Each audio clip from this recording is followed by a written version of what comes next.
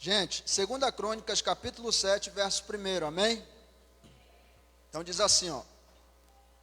E acabando Salomão de orar, desceu fogo do céu e consumiu holocaustos e os sacrifícios. E a glória do Senhor encheu a casa. E os sacerdotes não podiam entrar na casa do Senhor, porque a glória do Senhor tinha enchido a casa do Senhor. E todos os filhos de Israel, vendo crescer o fogo e a glória do Senhor sobre a casa, encurvaram-se com o rosto em terra sobre o pavimento e adoraram e louvaram o Senhor. Por quê? Porque é bom, porque a sua benignidade dura para sempre. E o rei e todo o povo ofereciam sacrifícios perante o Senhor.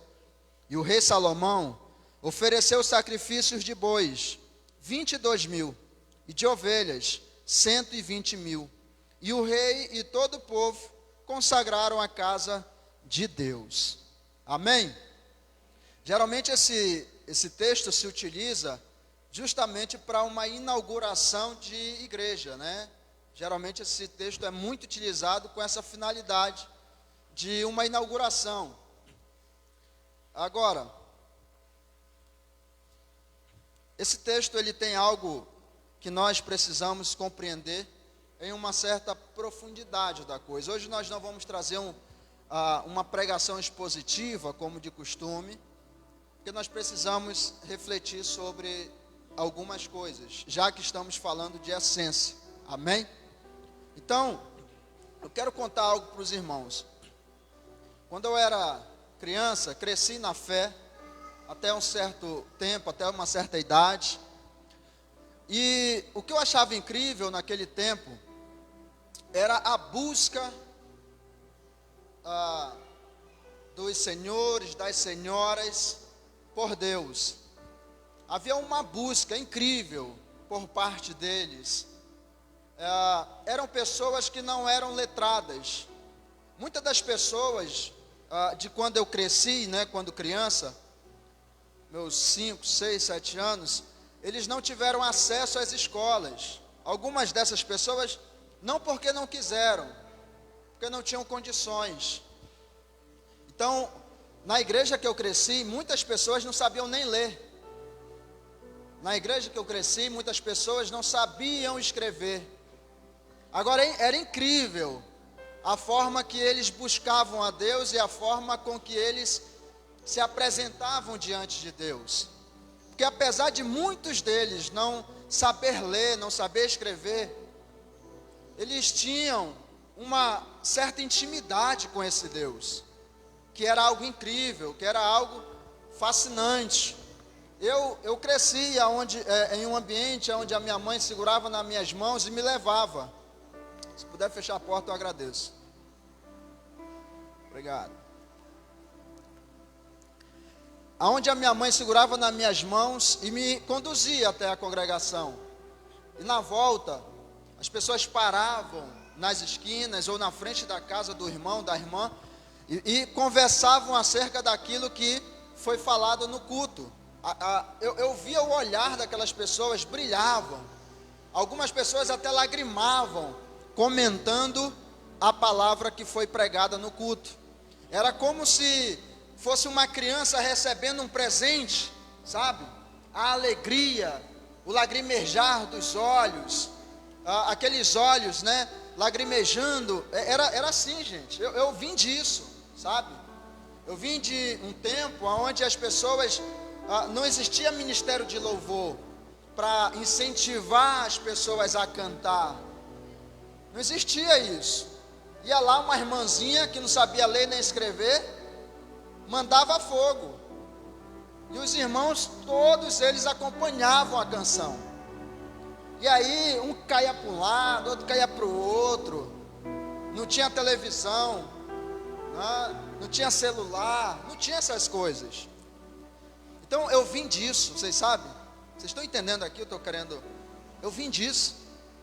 Olha, eu vim de um ambiente onde o cego pregava a palavra de Deus, pastora Cíntia. Vocês estão entendendo? O cego curava as pessoas. Eu vim disso.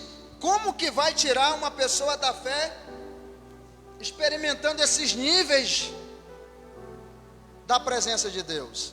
Como que tira? Você entende?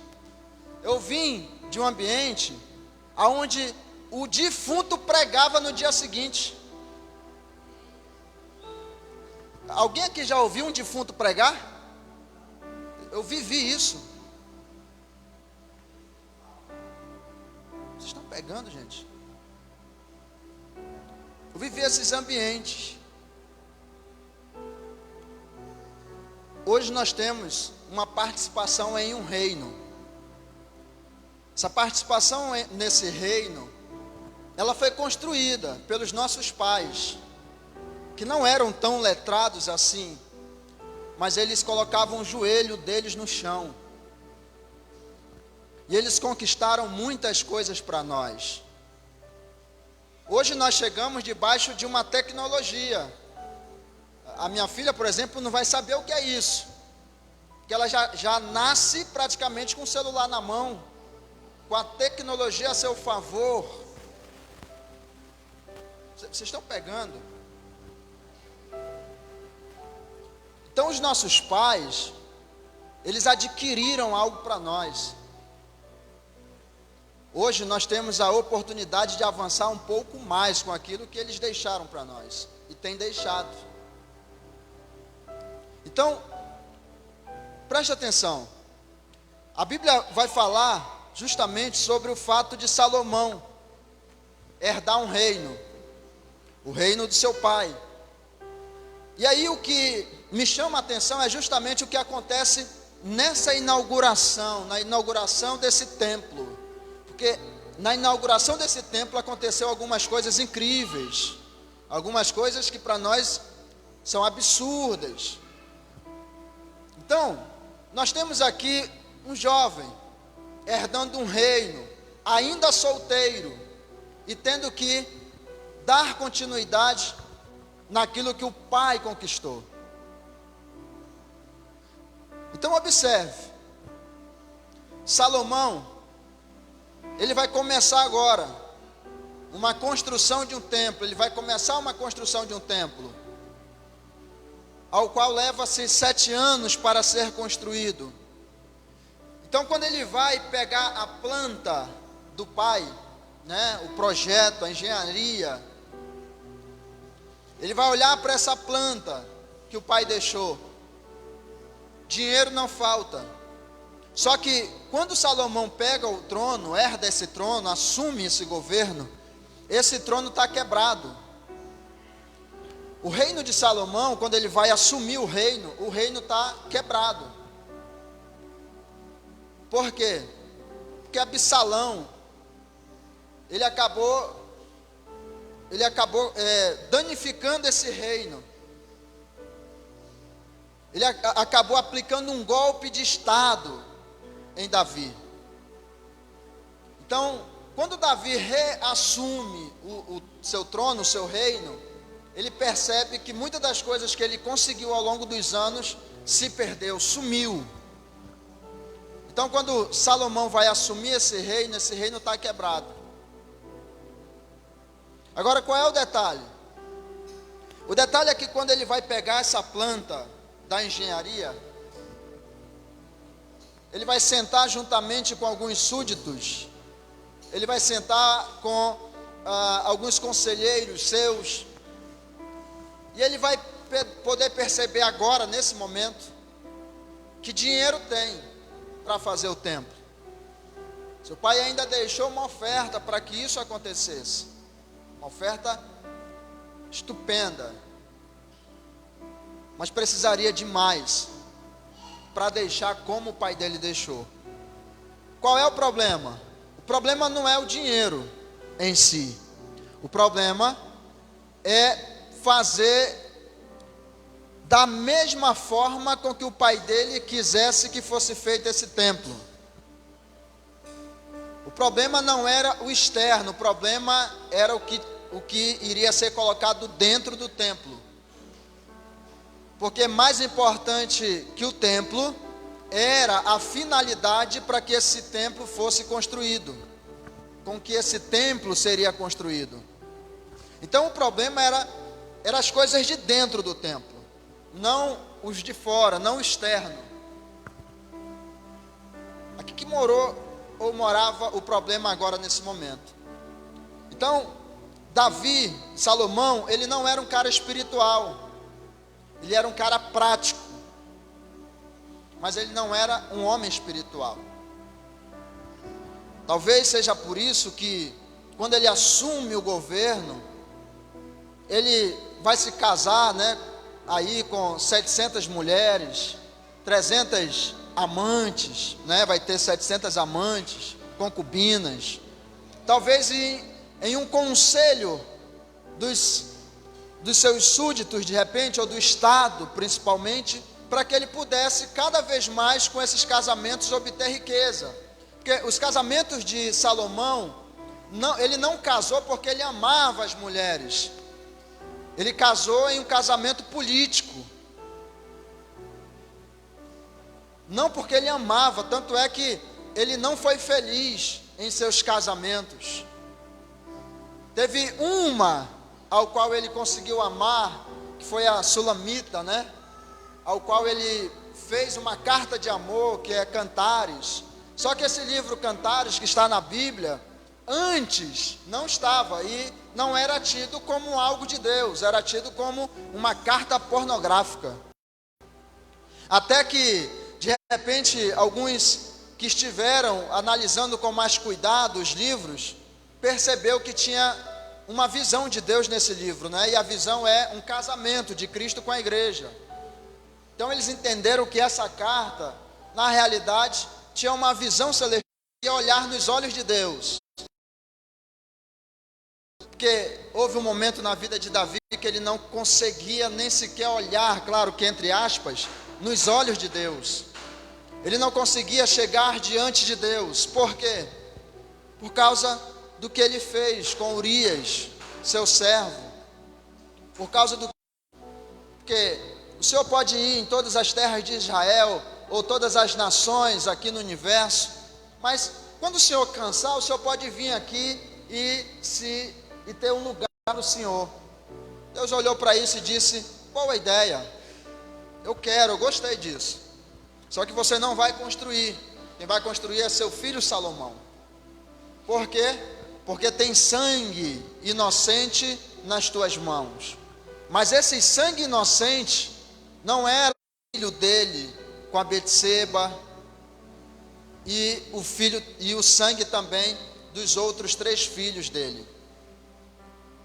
Porque 3 dos seus filhos, ele tinha 4, Davi teve 20 filhos aqui na terra, enquanto esteve na terra. 19 homens e uma mulher. Agora tente imaginar 19 machos correndo para lá e para cá, e somente uma mulher para beijar o seu rosto, sentar em seu colo, fazer um cafuné na sua cabeça. Então era uma princesa, era uma flor de Davi. Agora qual foi o problema? Foi Aminon, seu filho, estrupar a sua irmã Tamar. O que aconteceu com isso? Essa mulher morreu moralmente. Mataram ela moralmente. Porque antigamente, na lei, a lei não incriminava o estrupador, a lei incriminava quem foi estrupada. Por quê?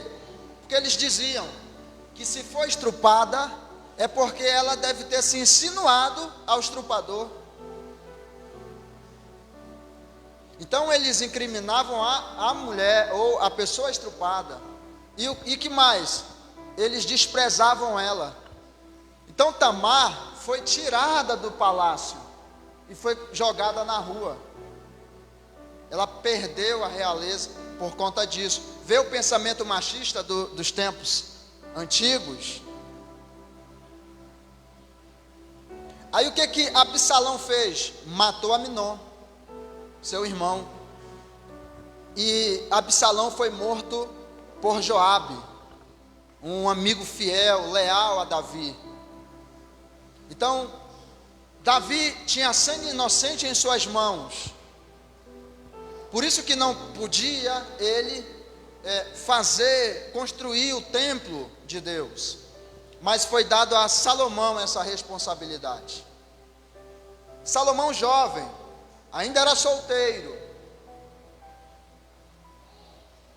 decidiu juntamente com alguns conselheiros pegar a planta, olhá-la com cuidado, entender o que Davi queria, para que fizesse tudo conforme o script.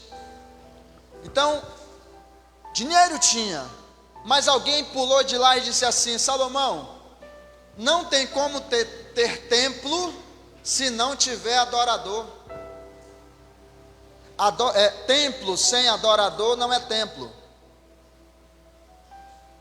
Tem que ter os sacerdotes, tem que ter os adoradores do templo, tem que ter as pessoas que entendam como funcionam as coisas de dentro.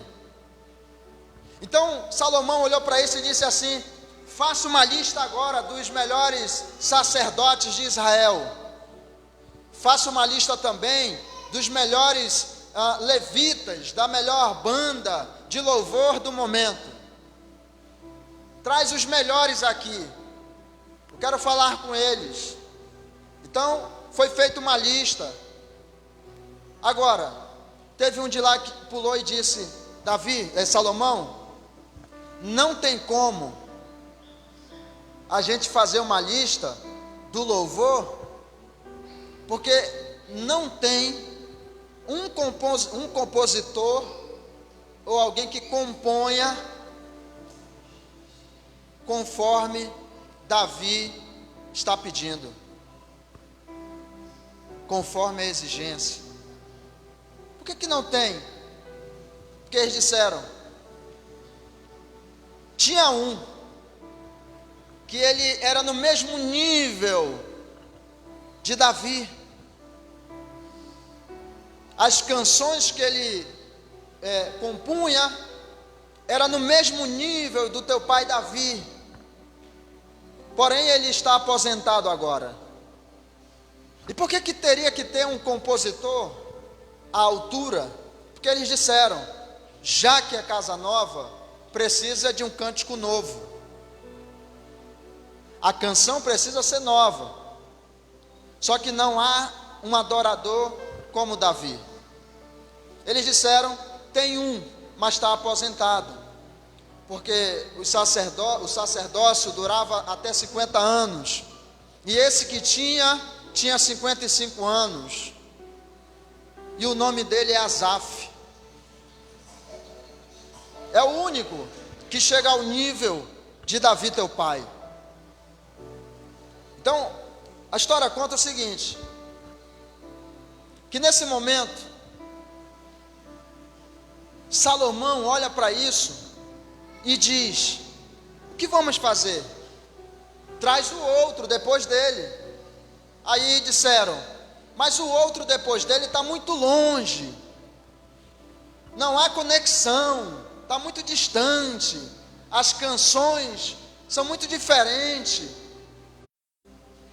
Você pode revogar esse decreto, porque esse decreto das canções não é uma lei para os céus, não foi consagrada para os céus, foi consagrada para a terra. Então você pode revogar esse decreto, é uma canção. Então ele faz a canção para esse dia e depois ele volta ao seu lugar. Você pode revogar isso. Então nesse momento Salomão diz, traga ele aqui, eu quero convidar Asaf, traga ele aqui agora. E para a gente entender isso, nós precisamos entender a história dentro da história. Vocês estão preparados para entrar na história? Então vamos lá. O que você tem que essas pessoas insistiram tanto para que fosse você a pessoa para compor a canção nova para o templo que vamos construir? O que você tem que as pessoas dizem que é idêntico ao meu pai? Então nesse momento Asaf olhou para ele e disse: você tem tempo? Tem um tempo para me ouvir? E o rei disse: tenho todo o tempo do mundo. Preste atenção. Quando Davi assumiu o reino, ele assumiu um reino perfeito. Aliás, ele era um rei perfeito para Israel. Ele era um homem segundo o coração de Deus. Deus era apaixonado por esse homem chamado Davi. Quando ele assume o reino, ele tem muitos servos ao seu favor, e ele poderia fazer o que qualquer rei assumindo um governo poderia fazer: o quê? Sentar, pedir aos seus súditos, para lhe acompanhar, pedir aos seus servos para trazer relatórios de tudo que entra no governo para que ele acompanhasse, para que ele soubesse, pedir às odaliscas que o servissem.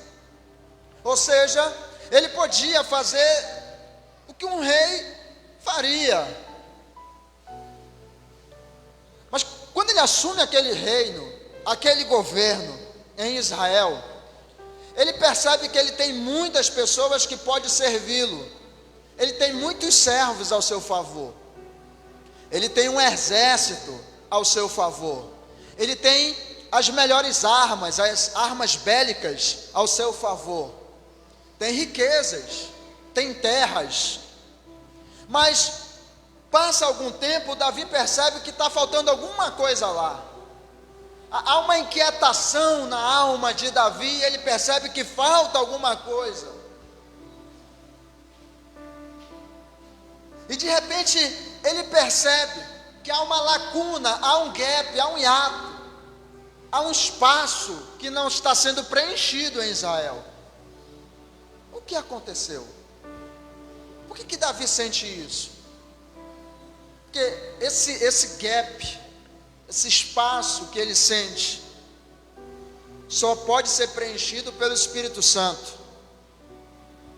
O problema é que quando ele assume esse reino, esse governo, não há em Israel o Deus de Israel. Então ele sente no seu reino, ou seja, naquele reino, a falta de Deus. Ele sobe em um cavalo, monta nos lombos de um cavalo e passa um pregão nas terras de Israel. Ele ouve os anciãos, e esses anciãos, eles falam: Davi, o que está faltando aqui em Israel é Deus. Deus está faltando aqui em Israel, nas nossas terras. Davi passou fazendo esse pregão nas terras de Israel e percebeu uma coisa. Ele percebeu que não havia vida nos jovens, que não havia mais a alegria no meio do povo. Então ele procura saber por que falta Deus ali. E os anciãos contam para ele: é porque um dia a arca que representa a presença de Deus foi embora. Levaram a presença de Deus. E agora ele passa a entender uma coisa: o quê? Que esse foi o erro de Saul. Saul, por não ver a presença de Deus, a arca que representava a Deus, talvez se achou um Deus ali. Achou que ele era o cara. Então Davi colocou no seu coração a vontade de ir buscar essa arca. Então ele convocou um exército e disse: quero propor a vocês uma guerra. Eles disseram: mas Davi, estamos tudo em paz. Guerra agora contra quem? Contra os filisteus. Vamos invadir os campos inimigos e pegar aquilo que é nosso, porque a presença de Deus não é deles, a presença de Deus é nossa. Vamos trazer o nosso Deus de volta para cá. Ele convocou o seu exército, E ele fez também um exército suplente, né, que foi constituído daqueles da caverna de Adulão, aonde só tinha pessoas coxas, leprosos, pessoas enfermas. Ele fez dessas pessoas um exército suplente, especial para ele.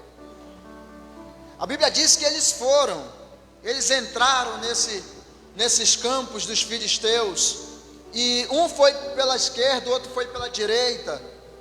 Um foi destruindo o exército dos filisteus, o outro foi destruindo o outro lado dos filisteus, destruindo as trincheiras, as barreiras, até que eles entraram no templo de Dagom, onde estava a Arca da Aliança, e pegaram de volta essa Arca da Aliança, que simbolizava a presença de Deus. A Arca da Aliança contém dentro dela a vara que floresceu Arão, o maná e um pote de ouro.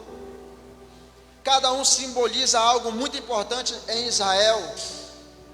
Essa arca, ela é contida de ouro, por dentro e por fora. Ela é uma arca, uma caixinha de madeira de acácia, revestida de ouro por dentro e por fora. A madeira fica no meio, o ouro fica tanto de um lado como de outro, ou seja, revestindo a madeira de acácia de ouro. Essa madeira de acácia que está no meio simboliza a humanidade de Cristo. O ouro que está revestindo essa madeira simboliza a Deus, ou seja, é Cristo ocultamente dentro de Deus. Eles invadem essas terras, traz a arca novamente, só que na volta, ele chama um soldado mais velho, mais antigo, das batalhas, e pergunta, como é que faz para voltar? Porque eu estou sendo rei agora, eu não sei como é que é. Como é que é isso? Como é que é a liturgia? Então o soldado mais velho disse, olha, geralmente o rei, ele vai na frente montado em um cavalo, e aí à sua direita vai um outro cavaleiro. Esse cavaleiro geralmente ele vai com uma bandeira levantada, a bandeira do exército vencedor, ou seja, a bandeira do leão de Judá vai levantada, e do lado esquerdo vai a bandeira de quem perdeu, do exército perdedor. Ela vai inclinada para baixo, vai sendo arrastada no chão. É a bandeira de Dagom, que é metade homem, metade peixe, né? Sendo arrastada pelo chão. Atrás vai um exército. Davi disse, coloca o meu suplente aqui atrás, deixa os cavaleiros aqui, porque quando entra o rei assim na cidade, todos que estão na rua, na hora eles conseguem identificar qual foi o exército que venceu. Como a bandeira do leão de Judá estava levantada, eles podiam identificar que Israel venceu a guerra, Israel venceu a batalha, e que Dagom estava sendo rastejado no chão. Então Davi diz, vamos, mas eu quero fazer diferente, eu quero mudar isso aqui. Nós vamos fazer o seguinte, cadê a Arca da Aliança? Davi, está lá atrás, traz a Arca da Aliança. Trouxeram a Arca da Aliança, e quando Davi olhou, a Arca da Aliança parou atrás dele. Davi disse, não, passa a Arca da Aliança aqui para frente. Alguém disse, Davi, mas está errado, quem vai na frente é o rei. Ele disse, por isso mesmo, eu quero que o rei vá na frente. Eu quero que o rei vá na frente, que todos olhem o rei indo na frente. Pegaram a arca, colocaram na frente, colocaram ela em cima de 2 bois, né? Os bois foram puxando aquela arca, aquela carroça. Uzá, que estava na carroça, em um determinado momento a Bíblia diz que os bois tropeçam, e a Arca da Aliança vai cair. Uzá vai apara aquela Arca da Aliança, e alguém já bateu muito nesse Uzá, inclusive eu já bati muito nesse Uzá, mas aqui eu quero fazer a defesa do Uzá. Preste atenção, Uzá na verdade foi um herói. Preste atenção, a Bíblia diz que na cidade onde estava a Arca da Aliança, Muitas pessoas estavam morrendo, milhares de pessoas morreram. Muitas pessoas estavam também com uma enfermidade, uma peste bubônica. Por quê? Porque tente imaginar você ter na sua casa um baú revestido de ouro por dentro e por fora e não querer abri-lo. Será que a sua curiosidade deixa você não abrir uma caixinha de ouro revestida por dentro e por fora e não querer abrir? É claro que iria abrir, né? Então, só que ao abrir a tampa do propiciatório, aonde contém 2 querubins, e isso significa o trono de Deus, porque a Bíblia diz que Deus se assenta nas asas de um querubim. Na tampa do propiciatório tem 2 querubins de frente um para o outro, simbolizando o trono de Deus. Então eles queriam mexer aonde? No trono de Deus. E quando eles abriram a tampa, a glória de Deus se espalhou naquele lugar, trazendo a eles morte, enfermidades, porque ninguém podia ver a glória de Deus. Observe, no dia que essa arca chegou em Abinadab, a Bíblia diz que imediatamente eles abriram essa tampa, e 70 mil homens morreram nesse dia, porque a curiosidade também mata.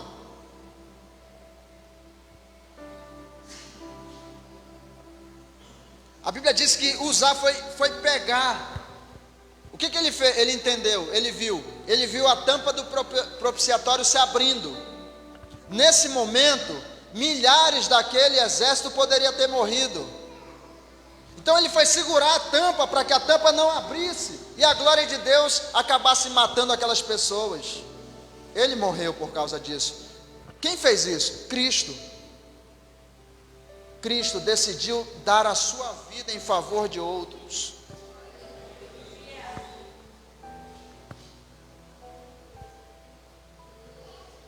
Preste atenção. Davi mandou trocar. Davi não quis mais que bois carregassem aquela arca. Então ele pediu para que 6 homens pudessem carregar. Agora ele disse assim: essa peça é muito pesada, não tem como eles carregar. Eles levaram 9 meses para chegar na cidade de Davi com essa arca. Era muito pesada. Então como nós vamos fazer? Nós vamos fazer o seguinte: a cada 6 passos nós vamos sacrificar um boi. E aí reveza. São 6, muda, outros 6, ou então 8. Preste atenção, tente imaginar você, a cada 6 passos sacrificava um animal. Davi teve que comprar muitos animais para oferecer ao Senhor naquele tempo. Você está pegando ou não? Escute. Eles continuaram andando, até que eles se aproximaram da cidade. E quando eles vão chegar na cidade, os portões da cidade se abrem. Antes dos portões da cidade se abrir, Davi pediu para que um soldado fosse na frente, avisasse a sua esposa, Mical ou Milca, para que ela fizesse uma festa, para que ela preparasse tudo, porque eles iriam celebrar essa grande vitória. O povo lá já estava sabendo. Ela colocou um palanque no meio e chamou as pessoas, seus parentes, as pessoas, para que estivessem nas ruas para receber o exército de Davi e a arca, aliás, a vitória com que eles tiveram nessa guerra, nessa batalha. Então estava tudo preparado do outro lado do portão, na cidade de Davi. Tudo preparado. Havia uma euforia, uma alegria no coração dessas pessoas, esperando o rei voltar dessa batalha. Então, quando eles estão chegando próximo ao portão, os portões se abrem. Alguém tocou tocou um chofar, e os portões se abrem. Todos ficam naquela expectativa para ver o rei. E a ideia era, quando o rei entrar, nós vamos aplaudir. Há uma euforia no coração deles. Mas de repente, quando os portões se abrem, o que eles veem entrando é a Arca da Aliança. De repente, todos aqueles que estavam eufóricos, prontos para aplaudir, murcham. E começam um ao outro dizer, mas esse cara, ele mudou tudo. Não é assim que um rei entra. Eles estavam esperando que o rei entrasse. Vocês estão pegando ou não? Começam a se dizer, mas como assim? Acho que ele não está sabendo fazer, olha lá. Não é assim que um rei entra. A arca na frente. Davi percebe que essas pessoas, elas não adoram a Deus. Elas não adoraram aquilo que elas estavam vendo. O que Davi faz? Para tudo, chama o seu exército suplente e diz a eles, faz uma roda aqui, fiquem de costa para mim.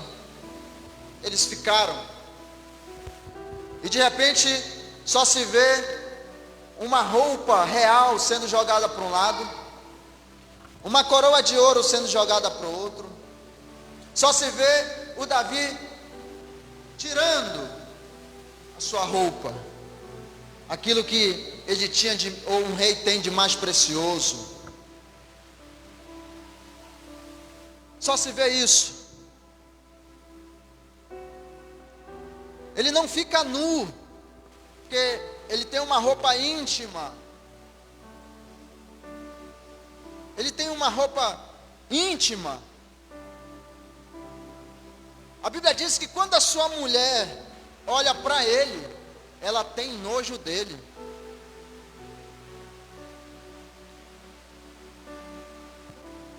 Escute, Davi chama a responsabilidade para si.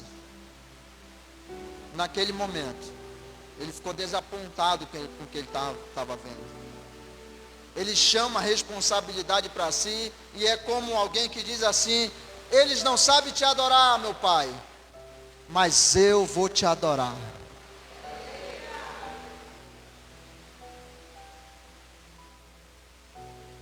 Aquela roda se abre, e Davi começa a entrar pelos portões.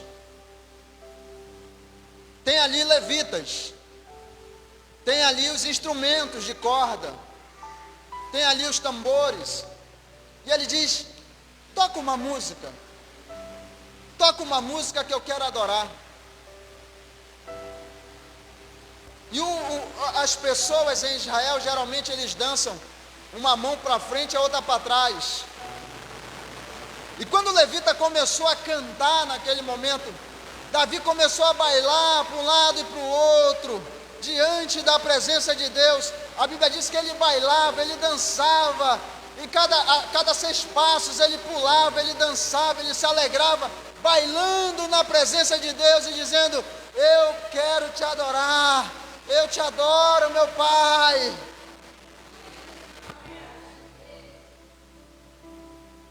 Dançando, bailando, diante da presença de Deus. Naquele momento, tinha um levita, jovem, um levitazinho, um levitinha, que olha para aquilo, fica apaixonado ao ver Davi dançando, um rei. Quando na verdade as pessoas esperavam um rei lindo, cheio de clamor, cheio de soberba, ver uma humildade naquele homem. Tinha um levitinha, olha para isso e se apaixona Porra, Davi nessa hora, ele solta a mão do seu pai, corre, se agarra nas mãos de Davi. As pessoas do exército começam a olhar para Davi agora, assustado, porque eles são responsáveis pela proteção de Davi. Vai que fosse alguém para ferir Davi naquela hora, eles tinham perdido, eles tinham falhado. E quando eles correm naquele momento na direção daquela criança para pegá-lo, Davi olha para eles e diz: Cara, deixa ele aqui. O que você quer, menino? Ele diz: eu quero bailar com você. Eu quero dançar com você. Davi pegou nas mãos dele e começou a dançar juntamente com ele naquele arraial. Começaram a dançar felizes e alegres pela vitória que Deus lhes concedeu. O nome desse menino chama-se Asaf, que quer dizer: o Senhor te possuiu.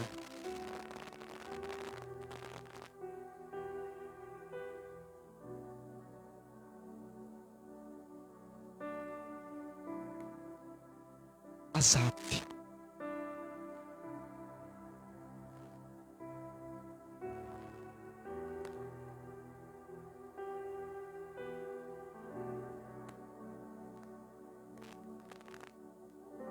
Ele tem agora 55 anos. Eles estão prestes a construir um templo. Precisam de uma canção nova. E nunca se viu alguém com a mesma pegada que Davi como esse Asaf. A mesma unção como esse Asaf. Com a mesma linguagem como esse Asaf. Passa-se 7 anos. E ele inteira 62. Salomão, quando ouve isso, diz: eu vou revogar esse decreto.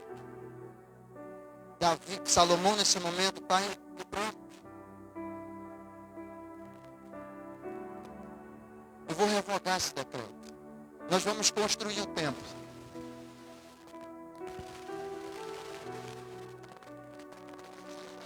Então, você será o responsável por levar a canção no nosso templo. Ele vai para casa. Leva-se 7 anos para compor essa canção. No dia da inauguração, vem muita gente. Há uma grande euforia, há uma grande alegria naquele momento. Salomão acabou de construir o templo juntamente com as pessoas. Templo suntuoso, muito lindo. Nós vemos o templo lá em São Paulo, olhamos para isso e achamos um templo magnífico. Tente imaginar o templo de Salomão. Muitas pessoas chegam naquele momento, carros importantes param lá, pessoas de alto escalão descem naquele momento para participar daquele evento. E de repente um senhorzinho, 62 anos, cabelos grisalhos, desce.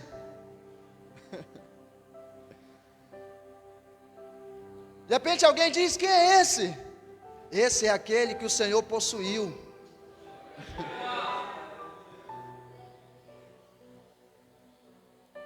Ele vem. Entra no templo. A Bíblia diz que Deus, ele tem um limite. Quando Deus quer estar no meio das pessoas, ele vem em uma forma teofânica, né? Teofania, ou seja, em forma de anjo, como o Senhor, né? O anjo do Senhor. Então ele, de uma forma teofânica, ele anda no meio das pessoas. Mas existe um outro momento que Deus vem, é quando ele vem nas nuvens. Essas nuvens acompanhou o povo de Israel durante muitos anos. Por onde quer que o povo ia, a nuvem o acompanhava. Durante 40 anos de deserto, lá estava a nuvem. Então Deus tem limites. E essas nuvens é um filtro, justamente para que o homem não sofra alguns agravos. Então essa nuvem filtra Deus, para que o homem não sofra. Só que aconteceu algo incrível nesse dia. De repente, eles param e percebem vindo uma nuvem de longe, do tamanho de uma mão. E eles sabem, aquilo ali é uma carruagem. Nesse momento, os anciãos se jogam no chão, chorando. As crianças perguntam: "Que é isso, papai?" "Isso é Deus. É a presença de Deus." No dia que Davi começou a dançar, juntamente com Asaf, diante da presença de Deus, os anciãos se jogaram no chão, chorando. Os mais novos perguntavam: "O que é isso que nós não estamos entendendo?" Eles diziam: "É Deus. Ele está trazendo Deus de volta para cá. Deus voltou para nossa casa. Deus voltou para nossa terra. Deus voltou para nossa família. É Deus." Os anciãos lembraram.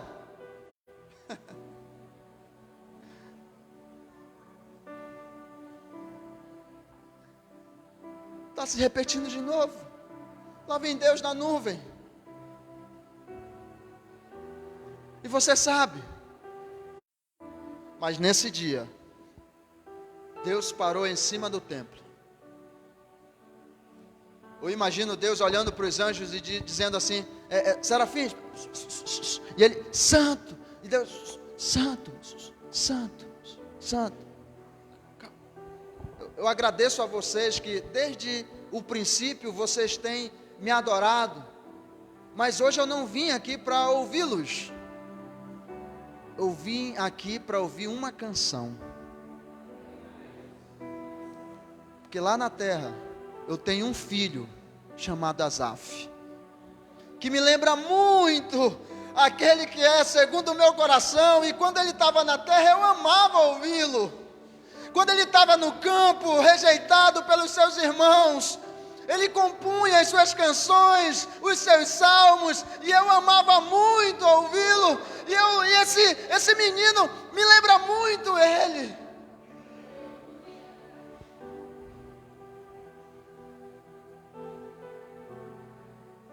Eu amo ouvi-lo cantar. Eu amo as suas canções, as suas composições. Tudo tem a ver comigo. Hoje eu vim ouvi-lo. A Bíblia diz que de repente algo incrível acontece. Eu imagino Asaf na frente do seu coral, dizendo: "Obrigado por vocês terem passado esses 7 anos juntamente comigo. Obrigado por vocês terem acreditado no projeto. Mas chegou o nosso momento. Hoje é o dia, e se de hoje em diante a gente não se vê mais, eu quero agradecer a vocês. Muito obrigado por tudo. Muito obrigado por acreditar. Muito obrigado pela confiança. Valeu, esforço. Hoje nós estamos aqui para algo incrível. Esse é o nosso momento, é o nosso tempo. Não sei o que vai acontecer depois, mas eu quero agradecê-los. Obrigado." E quando Asaf começa a levantar as mãos pela casa, ao ponto de os sacerdotes não conseguirem mais ficar em pé. Ninguém que estava dentro daquele lugar conseguiu se manter em pé com tanta glória de Deus naquele lugar.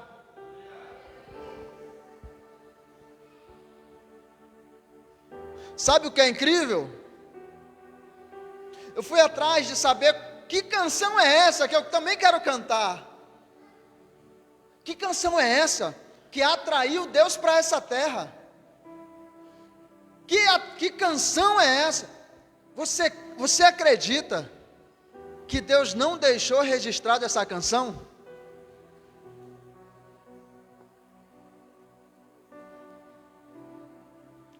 Da mesma forma como foi feito com Jesus, porque a Bíblia diz que na noite que Jesus foi traído, ele cantou uma canção. Nem eu sabia que Jesus era cantor.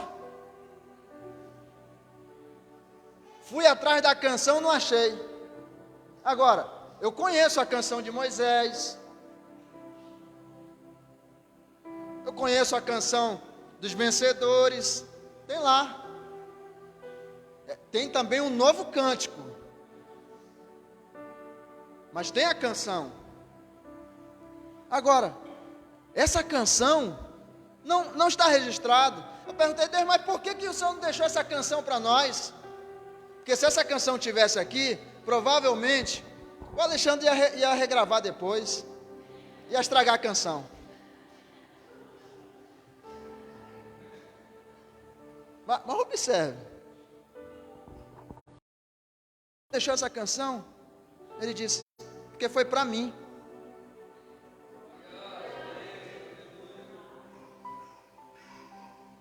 Você está pegando? Foi para mim. Escute, Asaf nem abriu a boca. Abri a boca, a glória de Deus desceu. Escute, nós somos uma geração que precisamos tirar Deus das nuvens e trazer para cá. Nós precisamos tirar Deus das nuvens e trazer para cá, trazer para nossa casa, trazer para os nossos ambientes. Nós somos uma geração que precisamos tirar Deus das nuvens e atraí-lo para os nossos ambientes.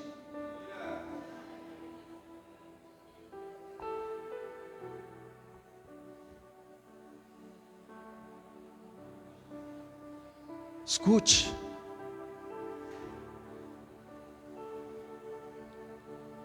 precisamos compreender.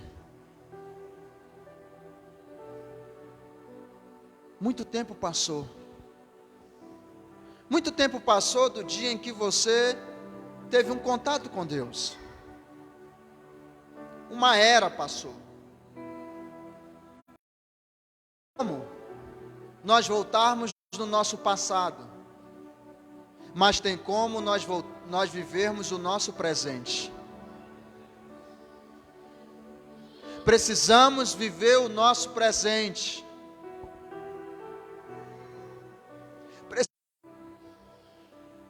Nós precisamos ter a Deus como o centro do nosso viver, do nosso respirar, da nossa vida.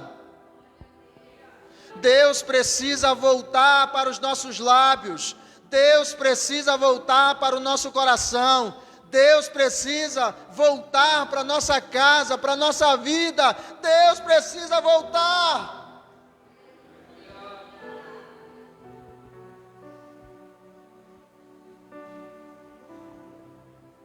Quando cantamos, não é somente uma canção que estamos fazendo, não é uma musiquinha que estamos cantando. Tem muitas pessoas que vai para a igreja, e é muito fácil entrar na igreja, o difícil é entrar no culto. Escute, volte à essência. Volte à essência.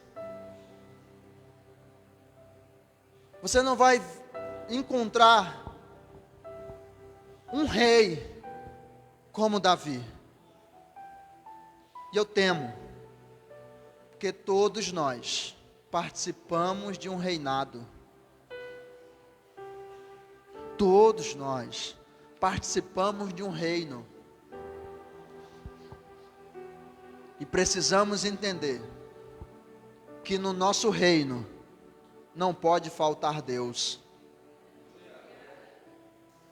Deus tem que estar no teu casamento. Deus tem que estar no teu trabalho. Deus tem que estar na tua vida.